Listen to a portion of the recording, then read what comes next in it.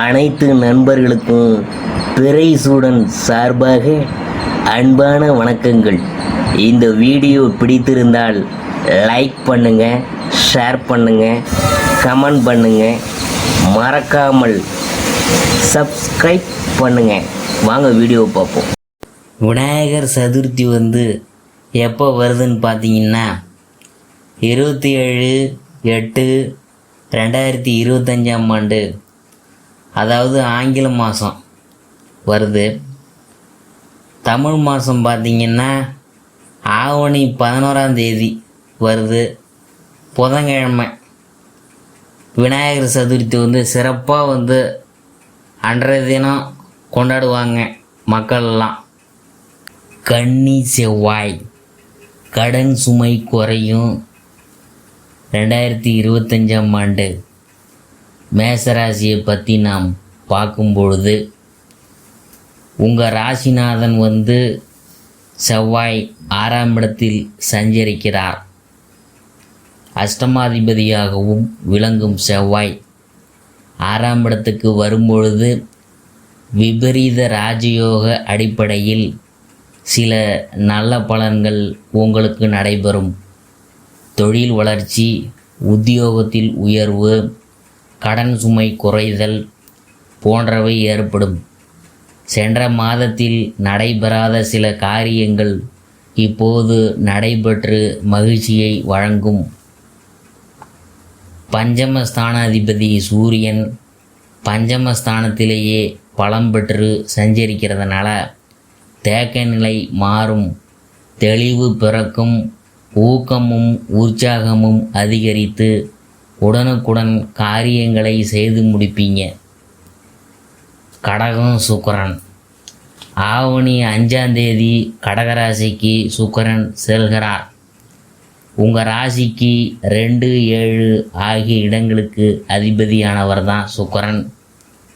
அவர் சுகஸ்தானத்தில் சஞ்சரிக்கும் இந்த நேரத்தில் மகிழ்ச்சி அதிகரிக்கும். பழைய வாகனங்களை கொடுத்துவிட்டு புதிய வாகனங்களை வாங்குவதில் ஆர்வம் காட்டுவீங்க. ஆபரண சேர்க்கை உண்டு. அதிக விலைக்கு வாங்கி போட்ட இடத்தை குறைந்த விலைக்கு கேட்குறாங்களே என்ற கவலை அகலும். பூமி விற்பனையில் வரும் லாபத்தை கொண்டு தொழிலை விரிவி செய்ய முயற்சி செய்வீங்க.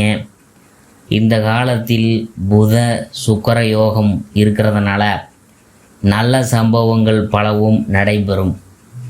சிம்மம் புதன், ஆவணி 9 சிம்ம ராசிக்கு புதன் வருகிறார். உங்கள் ராசிக்கு 3, 6 ஆகிய இடங்களுக்கு அதிபதியானவர் தான் புதன். அவர் பஞ்சமஸ்தானத்துக்கு வரும்பொழுது பிள்ளைகள் வழியில் இருந்த பிரச்சனைகள் அகலும்.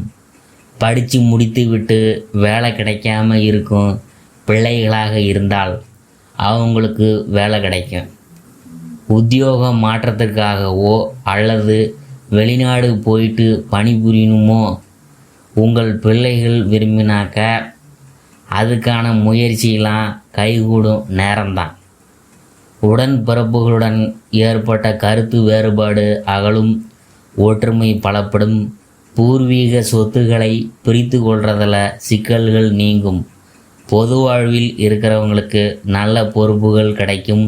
புத ஆதித்ய யோகம் இருக்கிறதுனால அரசு வழியில் அனுகூலம் உண்டு. உச்சம் பெற்ற புதன், ஆவணி 26 கன்னிராசிக்கு செல்லும் புதன் அங்கு உச்சம் பெறுகிறார். உங்கள் ராசிக்கு 6க்கு அதிபதி உச்சம் பெறும்பொழுது கடன் சுமை கூடும். அதனால் கவலை அதிகரிக்கும். உத்தியோகத்தில் பிரச்சனைகள் உருவாகும். எதிலும் கவனமாக இருக்க வேண்டிய நேரம் இது. ஒரு கடனை அடைக்க மற்றொரு கடனை வாங்கும் சூழல் ஏற்படலாம். உழைப்புக்கேற்ற பலன் கிடைக்காம போகலாம். சுயசாதக அடிப்படையில் தசாபுத்திக்கேற்ற தெய்வங்களை வழிபடுறதன் மூலம் துன்பங்களிலிருந்து விடுபடலாம்.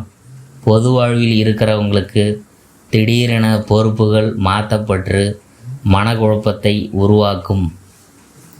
துலாம் செவ்வாய் ஆவணி 29ஆம் தேதி துலா ராசிக்கு செவ்வாய் வந்து போகிறாரு.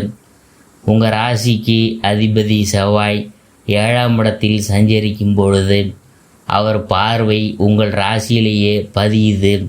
யோகம்தான். கல்யாண கனவுகள் நனவாகும்.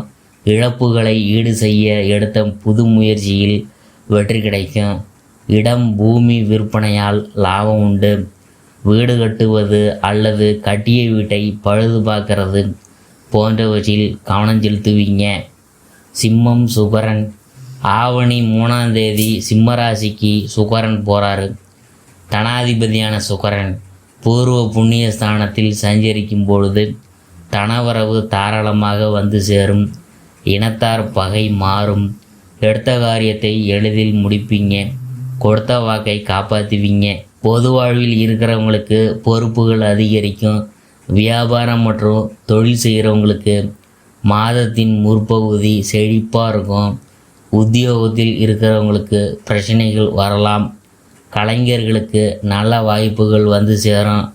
மாணவ மாணவிகளுக்கு கல்வியில் அக்கறை கூடும். பெண்களுக்கு குடும்ப சுமை கூடினாலும் அதை சமாளிக்கும் ஆற்றல் இருக்குதுங்க. இந்த மாதம் விநாயகர் வழிபாடு வெற்றியை வழங்கும். பண தேவையை பூர்த்தி செய்யும் நாட்கள் ஆகஸ்ட் 17, 18, 21, 22, செப்டம்பர் 2, 3, 7, 8, 13, 14. மகிழ்ச்சி தரும் வண்ணம் வந்து பச்சை.